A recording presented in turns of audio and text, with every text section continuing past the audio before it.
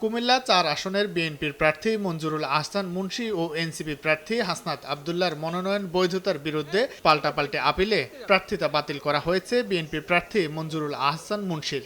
আর মনোনয়নপত্র বহাল রাখা হয়েছে হাসনাত আব্দুল্লাহর। শনিবার আগারগাঁওয়ের নির্বাচন কমিশনের সম্মেলন কক্ষে অনুষ্ঠিত শুনানিতে এই রায় দেন নির্বাচন কমিশনাররা।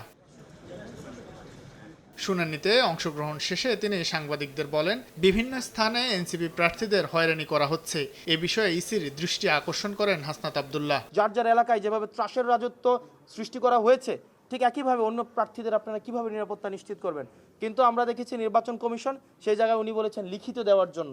ওনারা নাকি একটা হট্টগোল দেখেছেন, এর বেশি কিছুই দেখেননি। নির্বাচন কমিশন যদি এই ধরনের ঘটনাগুলোকে স্ট্রিক্টলি অ্যাড্রেস না করে, তাহলে এই ফ্যাসিবাদ বিরোধী লড়াইয়ে যারা রক্ত দিয়েছে তাদের সকলের রক্ত বৃথা যাবে।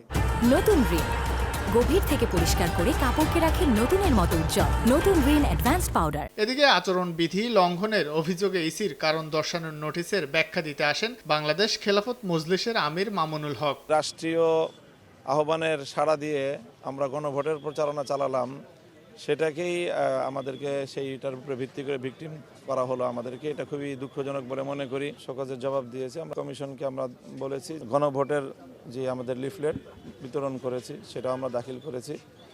ওনারা বলেছেন যে এটা ওনারা রিসিভ করে রেখেছেন। শুনানি শেষে একে একে বেরিয়ে কথা বলেন অন্য প্রার্থী এবং তাদের আইনজীবীরা। আপিলে বেশিরভাগ প্রার্থীর মনোনয়নপত্র বৈধ ঘোষণা করেন কমিশন। আমার এখন কোনো বাধা নেই। ইনশাল্লাহ 12 তারিখে ভোট হবে, সবাই একসাথে অংশগ্রহণ করবো দানের শেষ প্রতীকে। ভোটারের দস্তখতের মধ্যে 8 জনের নাকি গরমিল পাওয়া গিয়েছিল। 8 জনকে হাজির করেছি, তারা উপস্থিত ছিলেন।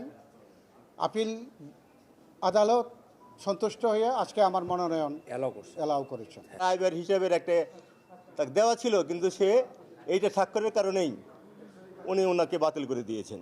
মাহবুব জামান জুয়েল নিয়ে আমরা কাস্তে মার্কা প্রতীকে আমরা নির্বাচন করব। শুনানি চলাকালে ইসির আপিল শুনানি কক্ষে 2 প্রতিদ্বন্দ্বী প্রার্থীর আইনজীবীদের মধ্যে বাকবিতণ্ডার ঘটনা ঘটে।